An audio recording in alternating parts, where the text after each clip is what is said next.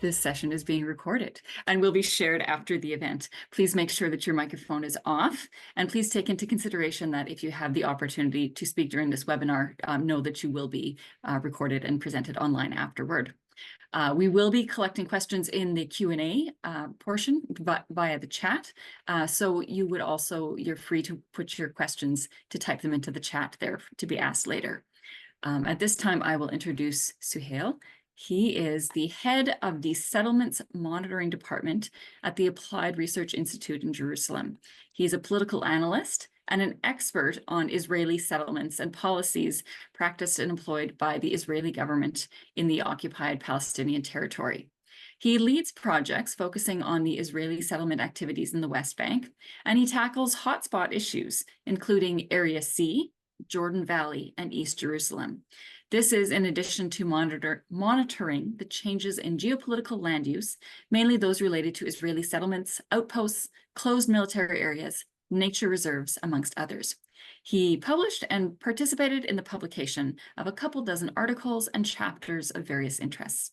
So I will now turn it over to Suhail to share with us for the next 20 minutes. So as he speaks, feel free to put your questions in the chat, and we'll have about 10 minutes after his presentation for question and answer. Please go ahead. Okay, welcome everybody. Before I start, I'd just like to say that, today we commemorate, this is the eve of June 5th war of 1967, and we commemorate it's been like 57 years to the Six-Day War or the 1967 war, and we like to remember all those who fell for the liberation of Palestine. And we also like to remember all our countrymen in Gaza and the West Bank, especially in the West Bank. But that's being said, let's move on to lecture here about the environment and climate justice in Palestine. Today, what we're seeing happening here, about the climate justice in Palestine. The climate when it comes to climate justice and environment in Palestine, we tackle several issues. Now we're going to talk about, the usual issue, the climate change. When we talk about climate change, we talk about high temperature. We talk about change in the perception and the frequency of heat durations. We are talking about the increase of the greenhouse effects. We're talking about the increase in the extreme weather, like what we're experiencing in the summertime and the winter this time. Also, we're moving like from climate change, and we're seeing the effect of that climate change on the environmental degradation, on the land desertification that we're seeing, and increasing space being taken by land desertification, the soil contamination that we introduce us, it's being done by man-made. We're talking about the pollution of water and the pollution of air. The effect also reach to droughts, which causes to affect the agricultural land. We're talking about the loss of biodiversity and the decreased agricultural production, which causes, which affects also food security for the population. We're talking about the desertification and the ecosystem being destroyed and damaged.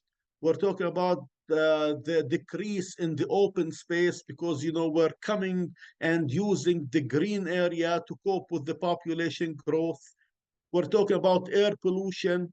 And one of the most important issues that we face here is the scarcity of water, because, the next fight or the fight is about the water resources here in Palestine. And when we talk about all of this, what we're seeing is basically these are the symptoms that have been happening here in Palestine. But that all happens because, what we're doing is we're overgrazing the land. We have a lack in planning. We have a transformation into a consumer society, and we're using much of the land, agricultural land, for urban planning, and which is something have caused or affected the environment on the medium and the long run. Now, the effects of all of that have were reflected on the economic deterioration, and which affected, the investment opportunities and the economic opportunities here in Palestine. It also affected the living conditions, which pushed now the people more to leave and immigrate. Also, we have instability in the overall land and causing other symptoms within the society. We have increase in the disease, poverty have increased, unemployment have increased. We have food insecurity. We have, lower income because, we don't have more land to work on. So overall, all of this have led to more unhealthy conditions that we live in. And what everything I mentioned was pretty much, I would say, is a man-made elements. But nonetheless, we can but to attribute much of what we have been facing here in Palestine when it comes to climate change and environmental degradation. As I said, in addition to being to be a man-made thing, but we cannot escape that there is an effect of the Israeli occupation altogether, because the confiscation of land has pushed the Palestinian to use much of their available, or what they can get their hand on, of the green area. We had to use much of the green area to cope with the population growth because we don't have access to land. Now the Israeli also occupation control the natural resources. Now there's Israel control about 88% of all the water resources in the occupied Palestinian territories. So we don't have the ability to use the land for agricultural and forestation anymore. Uprooting of trees is also a cause of the climate change, but it's also being done by the occupation. Since 1967, more than 2.5 million to almost 3 million trees were uprooted. About one third of that were olive trees. And the division of land into what you know as area A, B, and C have caused to overly densely populated areas within area A and B, which caused the people to use much of the green area available in area A and B to cope with the population growth. So we can see that the green area in area A and B is being fading away year in, year out. And you can see that with the photo analysis. It's pretty much an indication of what's happening as a result of the controlled land by the Israelis and denying the Palestinian access to what is called Area C. That's about it for this slide. Now, jumping to what we know as climate change. I'm just gonna go into a general reference by saying that it's characterized as a gradual and eventually sustainable change in the climate from one climate state to another. It occurs over a decade of time. It's a change in the patterns of weather condition due to natural, but also more recently into human causes and effects. And in the Palestinian case, we can deny that the effect of the Israeli occupation as a main cause of the climate change within the Palestinian territory. And I'm going to show you why later on. How we deal with climate change? There are two main ways. either mitigation or adaptation. To deal with climate change, basically, when you go to mitigation, basically, we aim to reduce and control the emissions. For adaptation, we try to control and manage the resources and exploitation of resources and explore the advanced green technology because that's what's coming in the future. For mitigation, like for instance, we try to increase the water availability by constructing water tanks or wells, earth dams, and improving the irrigation technique. However, I should say that as much of the Palestinian territory, which is located within Area C, is controlled by the Israelis, Palestinians cannot put their dams or big wells, aquifers, unless they get approval from the Israeli authorities, which I'm going to talk about later on. Another method of mitigation is land development, which eventually means rehabilitating and developing the agricultural land and promoting water harvesting projects. But again, much of that to be done, it has to be done within area C in particular. And as I said earlier, we do not have control over these land. And again, when we talk about developing agricultural land, it's just more than getting the land to work for us. Also, it gives us, the Palestinian, vast employment opportunities. I mean, if we can get our hand on about 100,000 acres of the agricultural land in Area C, this would be an easy employment opportunity for about 200,000 to 300,000 Palestinian working on the land over there. Another method of mitigation would be developing the livestock and recycling the outputs and using the fertilizer for the soil and recycle the plant waste. Furthermore, improving pasture management. We need to develop the preservation of and preserve the fertile plains and meadows. But again, we cannot use that because now between the Israeli army and the Israeli settlers, they are controlling much of the pasture areas in Palestine. They are denying the Palestinian herders from entering much of their land and never mind accessing water resources, which they much use. Even reuse of treated water that goes within Area C is pretty much limited and restricted by the Israeli authorities. So even if we want to go and do waste treatment facilities, wastewater treatment facilities, we have to get approval from certain Israeli authorities, and I'm going to talk again about that later on. When it comes to adaptation, now adaptation, yes, climate change has become a reality that we need to adapt to. And our target is to get about 50% of the Palestinian farmers to rely on smart agricultural technologies. Basically, what we're pushing to use new technologies and subsidize and invest in green energy in the future, because pretty much that's what is happening in the future, and that's what we need to concentrate on.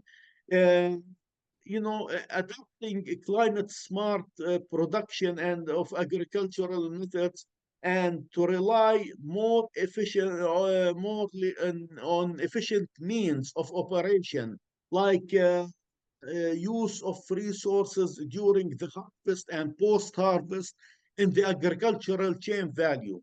Uh, we can sector fruits and vegetable production, field crops and animal production, all in order to reduce the greenhouse gas emission. And one of our goals is to to help with the climate change, that by 2040, that we have forestation to increase the green area in the state of Palestine by 2% annually.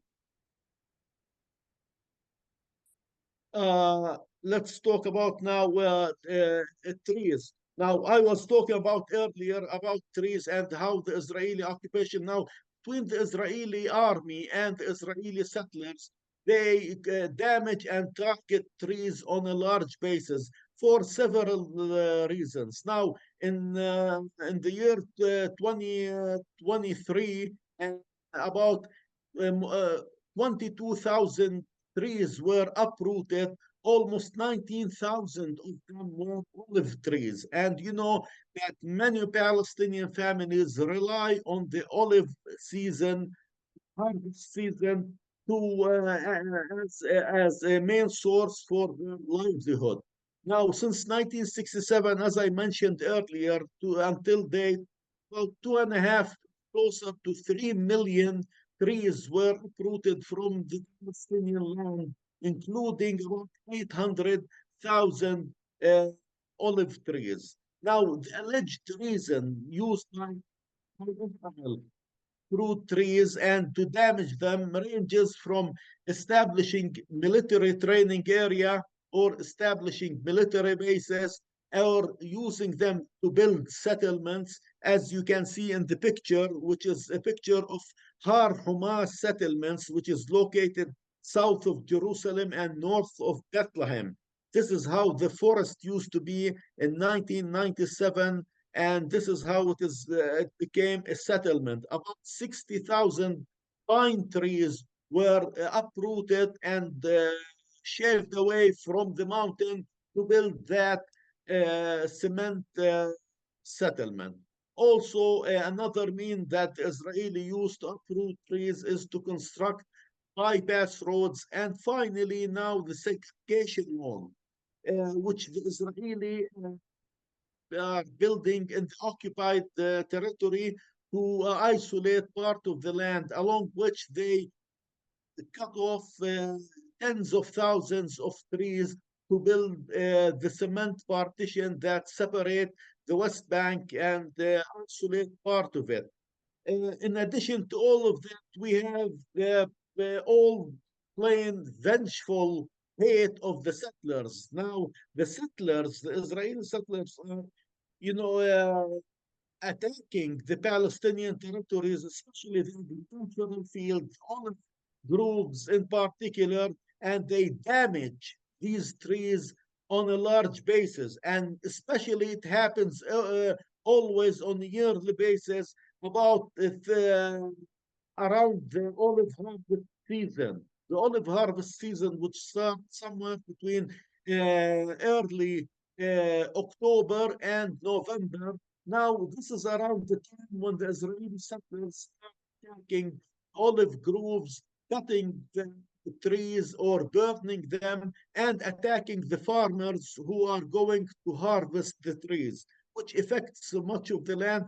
And many of them use these trees, as an excuse to push the Palestinian away from their land.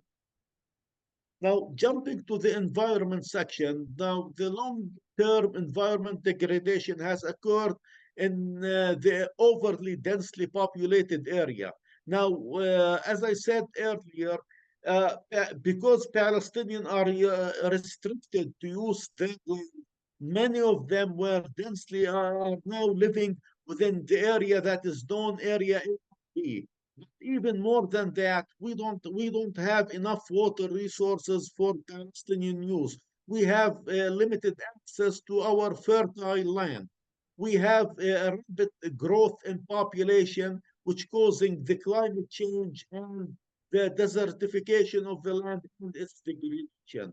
Now, the Israeli occupation continues and insists to continues to be the main challenge to the Palestinian efforts to manage their environment and natural resources, because much of that now exists within Area C, and we don't have a proper access to that area because it is denied by the Israeli army. Now, the main challenges that we face as Palestinian is that we lack geographical contiguity within the Palestinian territory. We have 11 Palestinian districts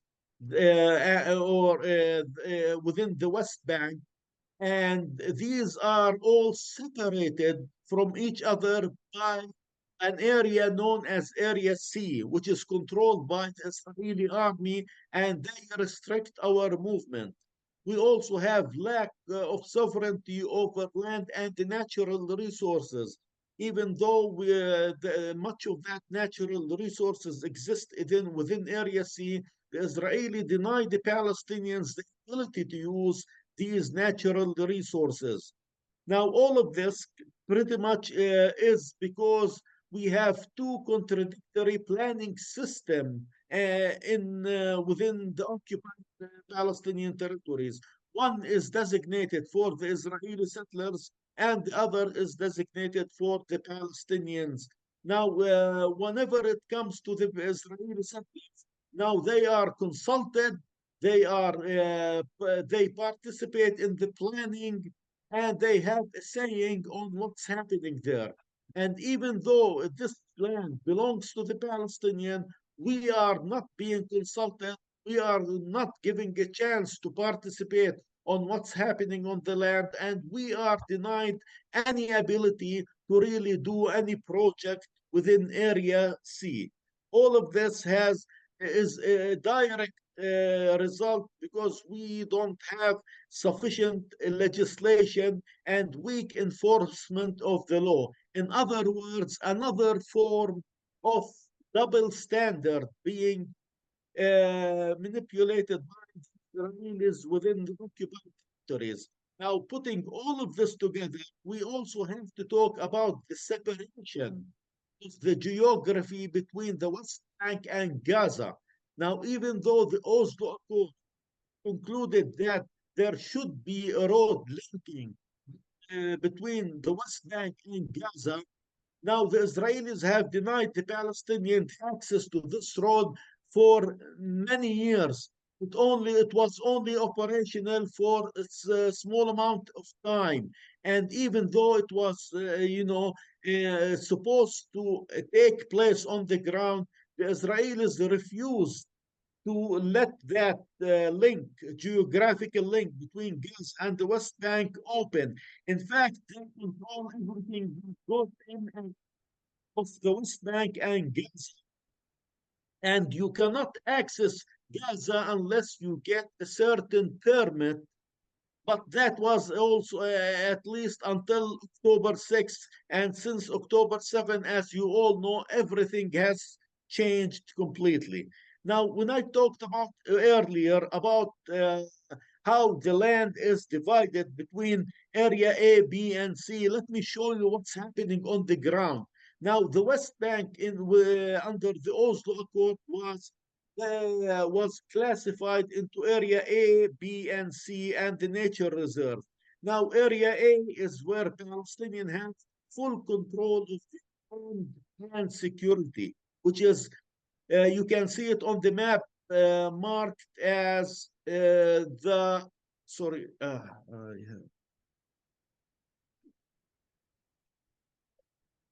It's you can see it on the map marked with a brown color, and it only makes just 17.5% of the West Bank.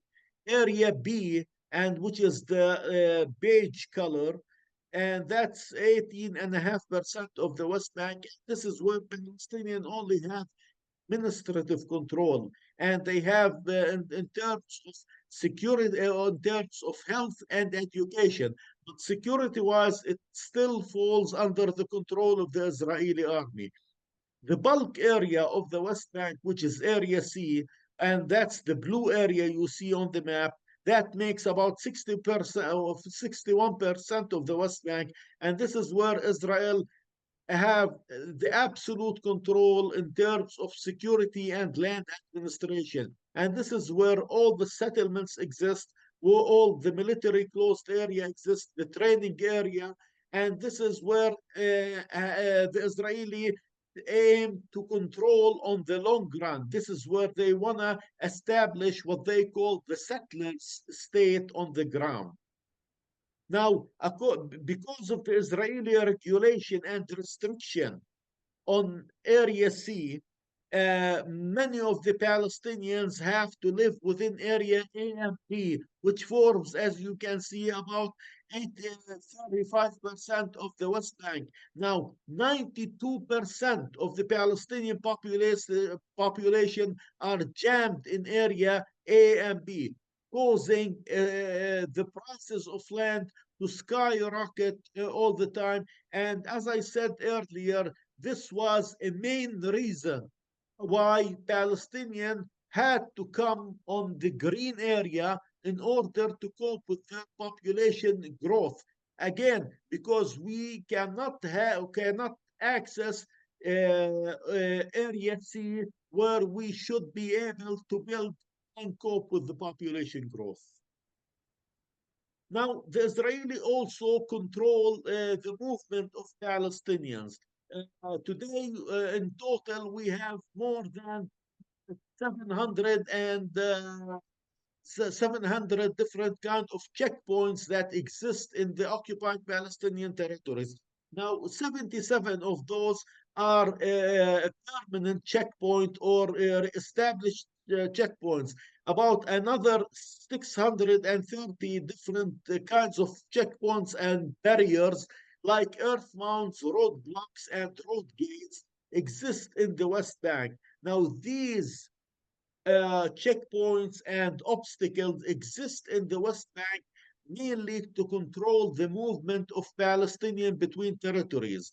And this also result on for the Palestinian to drive on longer roads and eventually using longer hours. And in a study made by ARIJ about 10 years ago, it was estimated that we have annual delay on the roads because of the checkpoints that exist that gets to about 60 million hours a year, and estimated annual economic loss because of the Israeli restriction on movement on the Palestinians that reaches to about $274 million.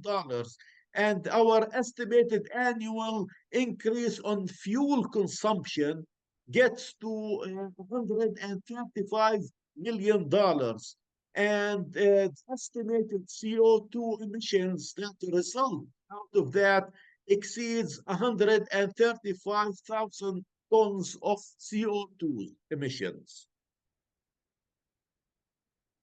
In addition to that, we also have to talk about the Israeli industrial zone. Now, Israel, when it comes to the occupied Palestinian territories, there are Israeli industrial zones and operates in the West Bank, and Israel applies less controlled and less rigorous environmental regulation to the settlements and settlers and the industrial zones in the West Bank.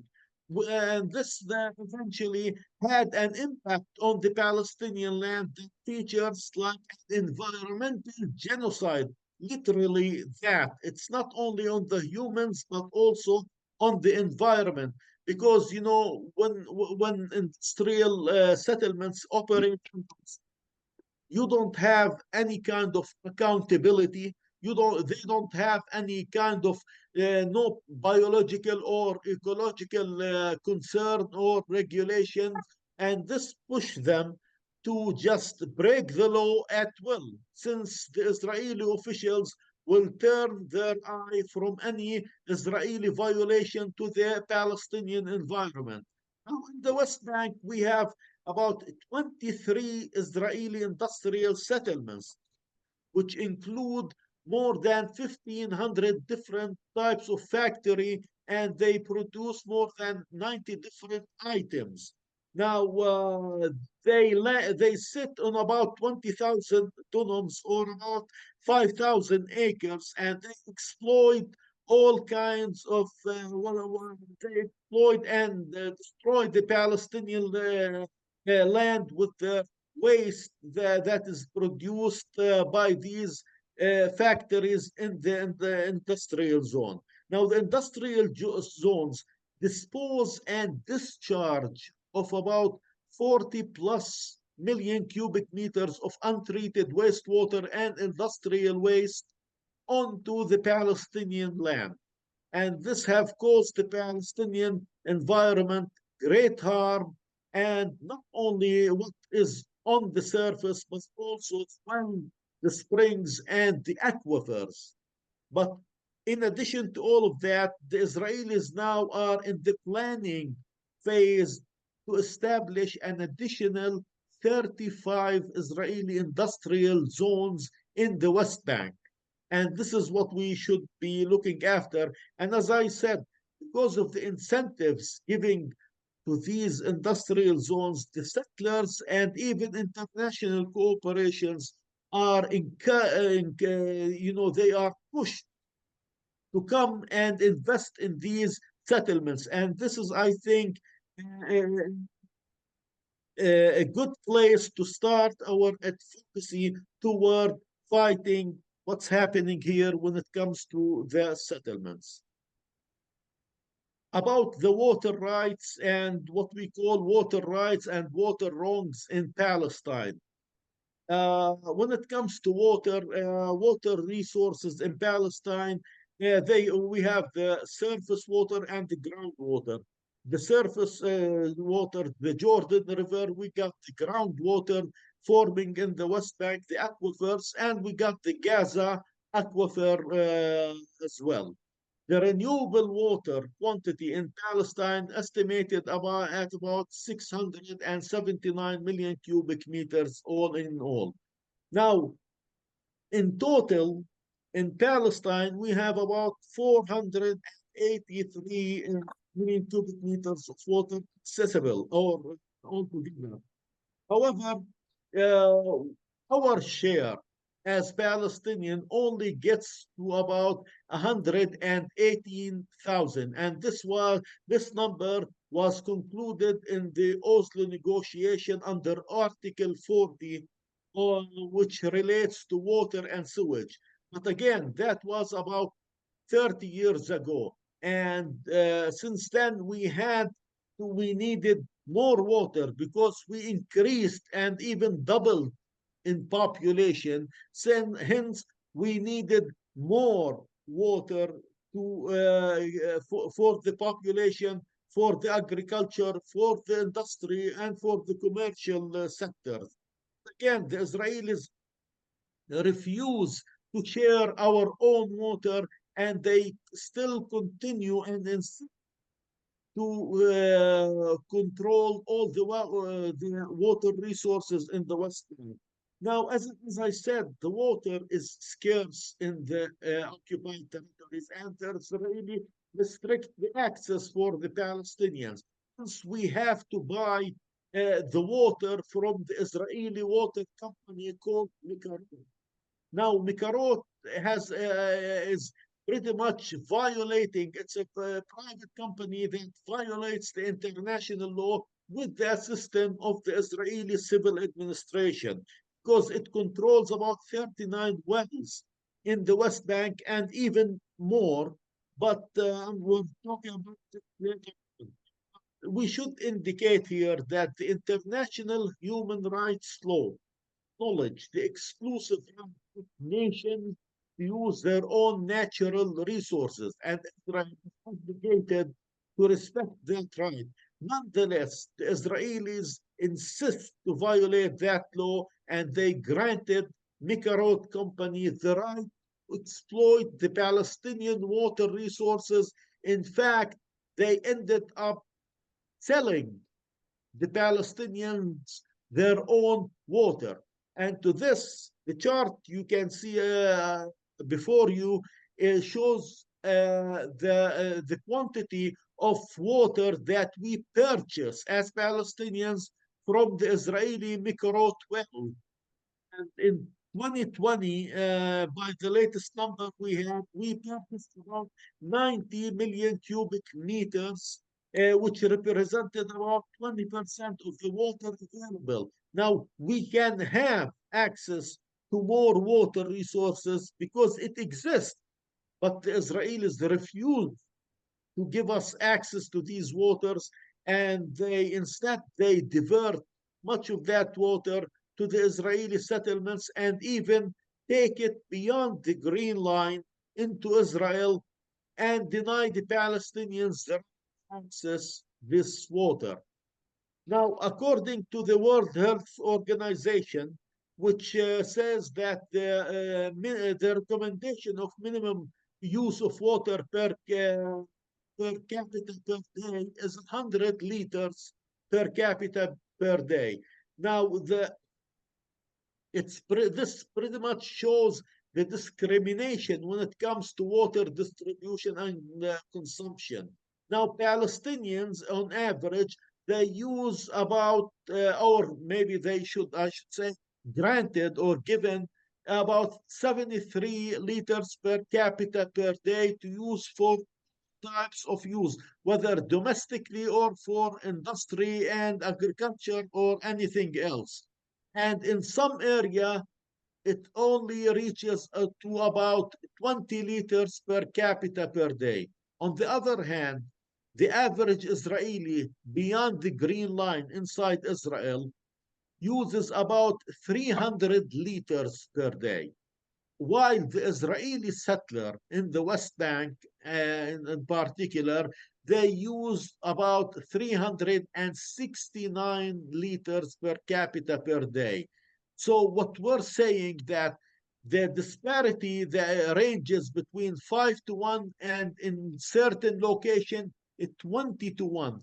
This table you can see before you, it shows you the difference between the liters used per individual per day between settlements and nearby Palestinian villages, like 400 in the settlement of Hamida, between 400 liters per day per person per day, who close by Palestinian community only 30. And if you go to the end of the table in Bikaot, about 400 liters per capita for the Israeli settlers, while in Al Hudayda community, only about 20 liters per day, which, if anything, show that disparity is nothing other than a clear cut of discrimination when it comes to water use. Let me jump on that. Now, the impact now of the Israeli segregation wall. We have, you know about the Israeli segregation wall. The Israeli segregation wall separates about 12.5% of the West Bank behind it, between the wall and the Green Line. Now, within that area, which we call the Western segregation zone, there are 29 Palestinian wells and 32 springs isolated, which is eventually controlled by the Israelis and thus became out of reach of Palestinians.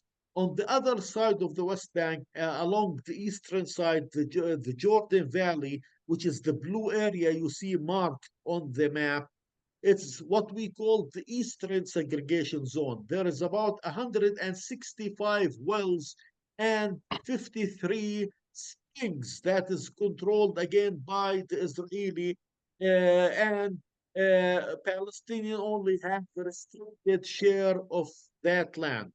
Now, when it comes to water, the bottom line is basically it comes down to what is known as the Joint Water Committee. Now, under the Oslo Accord, under Article 40, there is a clause that says that all development projects related to water and sanitation are subject to approval by what is called a Palestinian-Israeli Joint Water Committee. It's a committee that consist of an Israelis and Palestinians that have to coordinate all the projects that is being done or are proposed within Area C. However, the Israeli civil administration have a delegate within that joint water committee who is called the water officer, and he is in charge of giving the final approval for any projects that has to be any project proposed within Area C. Hence, many of these projects are rejected by the Israeli water officer, even if that joint water committee approves it. And to date, we say that about 97% of the project proposed by Palestinians and even donor countries in Area C were rejected. Uh, in the Gaza Suhail, Strip, yes, Suhail, I'm yes. going to call a pause to this at this moment. Thank you. This has been just a mountain of information. We are 15 minutes away from the top of the hour. I wanted to give people a chance to ask questions. They may have been so busy following all your information that they haven't had a chance to pose their questions. One question that we did get from the chat, someone asked if it would be possible, if your slide deck, if you'd be willing to make that available. There's so many details in there that we really had Yes, I to know. take notes frantically to keep up with all of the information you presented. I tried to be, this is like a short presentation. We have to make it concise, and but it usually takes more time because, as you said, there are tons of information to be reported and shared with the people. But we will gladly share this presentation with you. Thank you. So audience, any questions that you'd like to offer, or shall we just get to the end of the presentation and see what else there is to learn in the last few minutes? Okay, I see a thumbs up. So thank you for the interruption. I will hand it over to you again to finish up in the last few minutes. I'm just gonna finish up quickly. I'm just gonna talk about the major challenges that already existed in the Gaza Strip long before the aggression happened. Because as you know, Gaza has no infrastructure. It has always water shortage, deterioration of water quality. The desalination water is a problem. Poor infrastructure, and all of that has caused the variation in usage of water for agriculture, industry, and domestically, all comes up all together. But overall, there is a major problem when it comes to water in the Gaza Strip, and more than 97 of the water pumped from the Gaza coastal aquifers does not conform with the standard of the World Health Organization because of excessive content of nitrate and chloride that exist in that aquifer. Since it needs more desalination and more treatment. But again, we have problems, and people in Gaza have problems with these projects, as I said, because eventually the Israelis control and try to manipulate everything. I'm gonna give a quick reference to what's happening in Gaza, like according to initial assessment, and only again, these are initial assessment done by WASH cluster and the FAO organization. It says that about 488 agricultural wells in Gaza have been destroyed. That was at least until the end of 2023. But I'm sure by now the numbers have doubled or even tripled, if not most of the water sources and agricultural wells and have been destroyed. The same goes for the wash facilities that have been destroyed by the war in Gaza, and today I'll be ready is whenever you are. today the estimated use of water for per capita in the Gaza Strip ranges between 2 and 3 liters per day. And according to humanitarian standards, the minimum amount in the cases of emergency should be no less than 15 liters per day. But still, as I said, because many of the water resources have been destroyed, Palestinians have no access to proper and treated water eventually. These are quick slides to show the damages that happen to the agricultural land and the infrastructure in the Gaza Strip. And again, these are initial assessments done by the FAO organization, and the damaged cropland in the Gaza Strip. At the end, I would like to say that ending the occupation is a prerequisite for achieving a sound environment and sustainable development in Palestine. And thank you. Wow, thank you so much, Suhail. That was so much information, so much to learn. I tried to squeeze everything within this presentation, but I know the time is limited, but I don't know. I've tried to do my best. Yes, well, you've certainly given us a taste of how much there is to know, and how many facts there are, how many details there are to show the egregiousness of the situation there. So thank you so much for taking your time to share with us. Thank you for the work that you do. Is there any last thought you'd like to share with us before we move on to our action? Well, all of our thoughts today only goes to Gaza. What's happening to Gaza? Beg of you to continue just supporting Gaza, support and to push for the end of this aggression against the population of Gaza and Palestinians in general, because what we're seeing there is something horrible. Things will be remembered for generations. So let's all continue to pray and to support Gaza in the hardship times. Well, thank you again. Thank you so much for joining us today. As a group, we will now turn to our action time. We've got 8 minutes left. So we've got some actions to participate and to discuss global actions for Palestine. You're free to stay with us, but we know you have a busy schedule, so we'll say goodbye at this time. I will turn this over to Tan, I believe, who will introduce the actions. Yeah, thank you. And I put a link in the chat to the Applied Research Institute if you want to check that organization out and see, the current things they're doing, and there's different ways to get involved as well. So there's that link that I just shared in the chat. In terms of actions, since I only have a few minutes, we have, the same actions as last week. We want people to continue pressuring the representatives. We have a few helpful links from US, Canada, and the UK that you can see for kuminow.com/action. And then in June, there's actually a number of protests happening.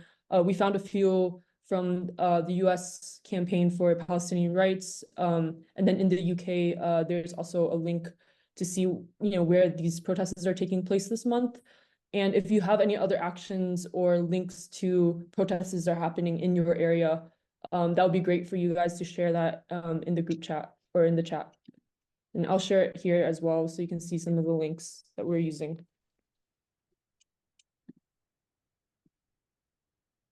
And so I will leave the next, 7, 8 minutes if you want to call or email your representatives with us. Those are the links. And then if you want to just share what you've been doing for the last week or so, feel free to also unmute and talk a bit about some actions that you're doing.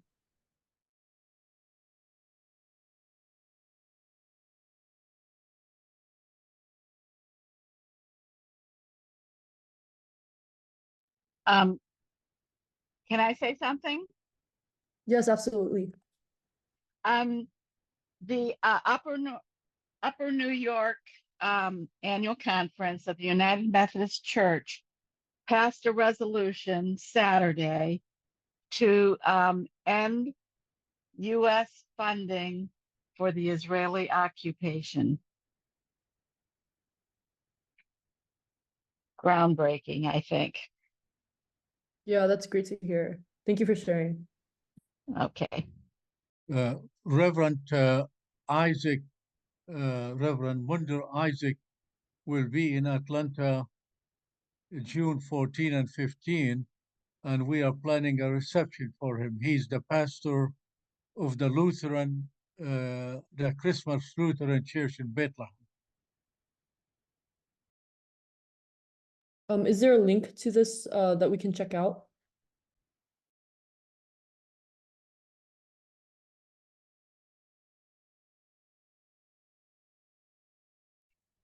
And we are planning something called the Orphans of Gaza. There are more than 50,000 orphans.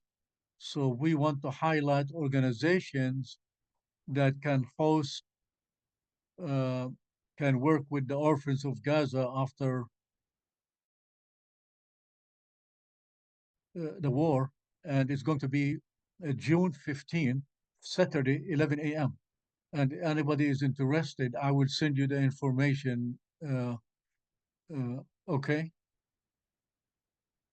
It's only information, not fundraising. Just we want to know what is their plans.